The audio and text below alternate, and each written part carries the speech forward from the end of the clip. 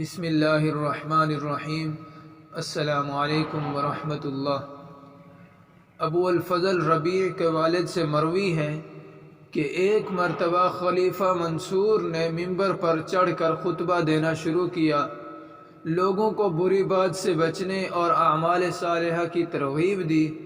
خطبہ دیتے ہوئے اس کی آواز بھرا گئی، پھر زور زور سے رونے لگا۔ اس دوران مجمع میں سے ایک شخص کھڑا ہوا اور بڑے جرأت مندانہ انداز میں گرج کر کہا، اے نصیحت کرنے والے، ایسی باتوں کی نصیحت کر جن پر تو خود بھی عمل کرتا ہے، اور ایسی باتوں سے لوگوں کو منع کر جس سے تو خود بھی بچتا ہے۔ سب سے پہلے انسان کو اپنی اصلاح کرنی چاہیے، پھر دوسروں کو نصیحت کرنی چاہیے، لہذا پہلے تو اپنی اصلاح کر پھر دوسروں کو نصیحت کرنا۔ بھرے مجمع میں خلیفہ منصور اس کی یہ بات سن کر خاموش ہو گیا۔ کچھ دیر بعد اپنے مشیر خاص کو کہا، اس شخص کو یہاں سے لے جاؤ۔ چنانچہ اس شخص کو وہاں سے لے جایا گیا۔ خلیفہ منصور نے دوبارہ خطبہ دیا اور نماز پڑھی، پھر اپنے محل کی طرف آیا اور اپنے مشیر خاص کو بلا کر پوچھا، وہ شخص کہاں ہے؟ عرض کی، اس کو قید میں ڈال دیا گیا ہے۔ خلیفہ منصور نے کہا، اسے ڈھیل دو، اس کے ساتھ نرمی سے پیش آؤ، پھر اسے مال و دولت کی لالچ دو۔ اگر وہ ان تمام باتوں سے اعراض کرے اور مال و دولت کی طرف توجہ نہ دے تو وہ شخص مخلص ہے اور اس نے اصلاح کے لیے خطبے کے دوران مجھے روکا ہوگا اور وہ میری بھلائی چاہتا ہوگا۔ اگر مال و دولت کی طرف راغب ہو اور دنیاوی نعمتیں دیکھ کر خوش ہو جائے تو پھر وہ اپنی دعوت میں مخلص نہیں، بلکہ بھرے دربار میں خلیفہ کو ڈانٹنا اس بات پر دلالت کرتا ہے کہ وہ اس دعوت کے ذریعے اپنا رعب جمانا چاہتا ہے۔ اگر ایسی بات ہے تو میں اسے دردناک سزا دوں گا، جاؤ اور جا کر اسے آزماؤ۔ پس مشیر چلا گیا اور اس شخص کو اپنے گھر ناشتے کی دعوت دی۔ انواع و اقسام کے کھانے چنے گئے، خوب پر تکلف دعوت کا انتظام کیا گیا۔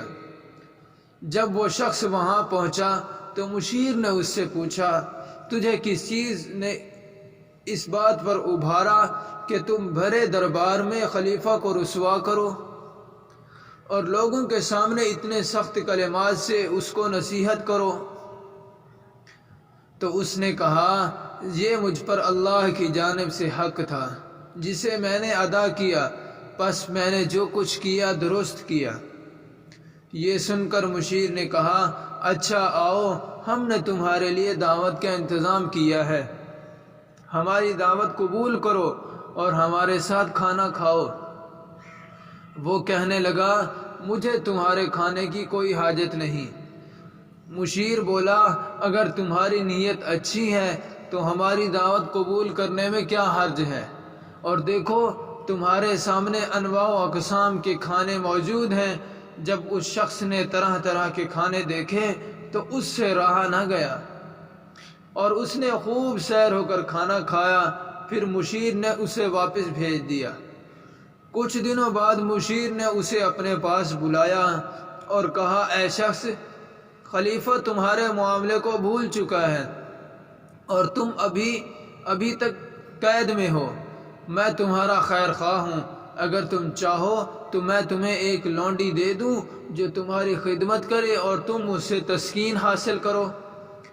اس پر وہ شخص لالچ میں آ گیا اور کہنے لگا، اگر ایسا ہو جائے تو آپ کی مہربانی ہوگی۔ چنانچہ پھر اس کو لونڈی دے دی گئی اور اسے اچھا کھانا بھی دے دیا۔ کچھ دنوں بعد مشیر نے اس سے کہا، اگر تم چاہو تو میں خلیفہ کی بارگاہ میں عرض کروں کہ وہ تمہارے لیے اور تمہارے گھر والوں کے لیے کچھ روز مرہ کے خرچ کے لیے انتظام کر دے۔ تو وہ لالچی شخص کہنے لگا، یہ تو آپ کا بڑا احسان ہوگا۔ چنانچہ اس کے لیے اور اس کے گھر والوں کے لیے روز مرہ کے خرچ کا انتظام کر دیا گیا۔ دن گزرتے رہے۔ ایک دن مشیر نے اس شخص کے پاس آیا اور کہا، اے شخص، میں تمہارا خیر خواہ ہوں، اگر تم چاہو تو ایک آپسی راہ بتاتا ہوں جس کے ذریعے تم خلیفہ کا قرب حاصل کر سکتے ہو۔ اس شخص نے بےتاب ہو کر کہا، جلدی بتاؤ وہ کون سا طریقہ ہے جس کے ذریعے میں درباری شاہی میں کوئی مقام مل جائے اور میں خلیفہ کا مقرب بن جاؤں۔ مشیر نے کہا، میں تمہیں محتسب مقرر کرنا چاہتا ہوں، تم جہاں بھی خلاف شرع کام ہوتا دیکھو اسے بند کرا دو، جہاں کہیں ظلم ہو رہا ہو وہاں ظالم کو سزا دو۔ آج سے تم بھی سرکاری عہدیداروں میں شامل ہو جاؤ اور اپنا کام سنبھال لو، لوگوں کو ناجائز امور سے روکو اور اچھی بات کا حکم کرو۔ یہ سن کر اس لالچی شخص کی خوشی کی انتہا نہ رہی۔ اس طرح اس کو تقریباً 1 ماہ گزر گیا۔ مشیر خلیفہ منصور کے پاس آیا اور کہا، حضور، میں نے اس شخص کو بہت آزما لیا ہے۔ جب اسے کھانے کی دعوت دی گئی تو اس نے قبول کر لی اور مال و دولت کی لالچ میں بری طرح پھنس گیا ہے۔ پھر اسے سرکاری عہدے کی پیشکش کی تو اس نے قبول کر لی اور وہ بڑے سکون سے زندگی بسر کر رہا ہے۔ اگر آپ پسند فرمائیں تو اسے آپ کے دربار میں حاضر کر دیں۔ اب اس کی یہ حالت ہے کہ وہ خوب عیش و عشرت کی زندگی گزار رہا ہے، لوگوں کو تو بری بات سے منع کرتا ہے لیکن خود برائی میں مبتلا ہے۔ خلیفہ منصور نے کہا، جاؤ اور اسے ہمارے دربار میں حاضر کرو۔ مشیر فوراً اس شخص کے پاس پہنچا اور کہا، میں نے خلیفہ کو بتا دیا ہے کہ اب تم اس کے سرکاری عہدیداروں میں شامل ہو اور تمہارے ذمہ یہ کام ہے کہ بری باتوں سے لوگوں کو منع کرو، ظالموں کو ظلم سے روکو اور اچھی بات عام کرو۔ اب خلیفہ تم سے ملاقات کرنا چاہتا ہے، تم اس کے دربار میں حاضر ہو جاؤ، جیسا لباس تم کہو گے تمہیں مہیا کر دیا جائے گا۔ یہ سن کر وہ شخص بہت خوش ہوا کہ آج تو خلیفہ نے میری معراج کرا دی۔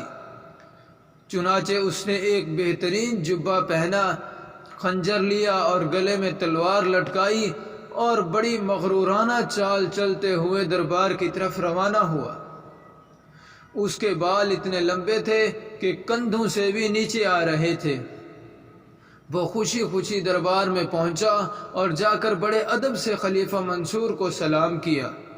خلیفہ نے جواب دیا اور کہا، کیا تو وہی شخص ہے جس نے وزراء و امراء اور عوام کے سامنے میری سرزنش کی تھی اور بڑے سخت کلمات کے ساتھ مجھے نصیحت کی تھی؟ اس نے کہا، ہاں میں وہی شخص ہوں۔ یہ سن کر خلیفہ نے کہا، پھر تجھے کیا ہو گیا ہے؟ اب تو خود ہی ایسی حالت میں ہے کہ تجھے سخت سزا دی جائے۔ اس دن تمہیں کیسے جرأت ہوئی کہ تم بھرے مجمع میں مجھے رسوا کیا؟ اب تمہاری حالت یہ ہے کہ تم میرے سامنے جھک رہے ہو۔ وہ وقت کیا تھا اور آج کیا ہے؟ وہ لالچی شخص کہنے لگا، اے مہرباں خلیفہ، اس واقعے کے بعد میں نے اپنی باتوں پر غور کیا تو مجھے اپنی غلطی کا احساس ہوا کہ مجھے ایسا نہیں کرنا چاہیے تھا۔ اس وقت میں نے غلطی کی تھی، آپ مجھے معاف فرما دیں، آپ حق پر تھے، میں نے بے جا آپ پر تنقید کی، آپ کی ہاں میں ہاں ملانا ہی بہتر تھا۔ یہ سن کر خلیفہ منصور نے کہا، اے شخص، تجھ پر افسوس ہے، تو اپنے موقف سے پھر گیا، حالانکہ تو نے بالکل حق بات کی تھی، لیکن تو اپنی نیت میں مخلص نہ تھا، تیرا غصہ اللہ کی رضا کی خاطر نہ تھا۔ جب تو نے مجھے رسوا کیا تھا تو میں یہ سمجھا کہ تیرا غیظ و غضب اللہ کی رضا کی خاطر ہے، اس لیے میں نے اس وقت تجھے کوئی سزا نہ دی اور تیرے معاملے میں توقف کیا۔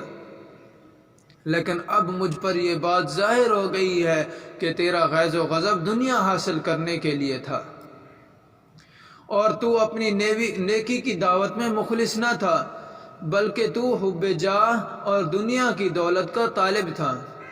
اب میں تجھے ایسی دردناک سزا دوں گا کہ آئندہ کسی کو ایسی بات کرنے کی جرت نہ ہوگی۔ بادشاہوں کے دربار میں ان کی بے عزتی کرے اور جس طرح چاہے انہیں ڈانٹ دے، خدا کی قسم میں تجھے عبرت کا نشان بنا دوں گا تاکہ لوگ تجھ سے عبرت پکڑیں۔ یہ کہہ کر خلیفہ منصور نے جلاد کو حکم دیا کہ اس دنیا دار شخص کا سر قلم کر دیا جائے۔ جلاد آگے بڑھا اور بھرے دربار میں اس کا سر قلم کر دیا۔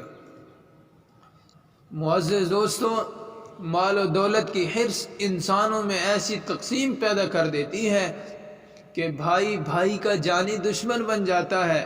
اگر کسی کو اللہ کچھ عطا کر دے تو سب اس کھوج میں لگ پڑتے ہیں کہ اس کے پاس یہ مال آیا کہاں سے، اور اسے برباد کرنے کے لیے تمام حدیں پار کر دی جاتی ہیں۔ دعا ہے اللہ پاک ہمیں لالچ اور حرص سے بچائے، آمین۔ اپنی رائے سے ضرور آگاہ کیجیے گا۔ ویڈیو اچھی لگی تو لائک کر دیں، چینل کو سبسکرائب کر دیں۔ اللہ حافظ۔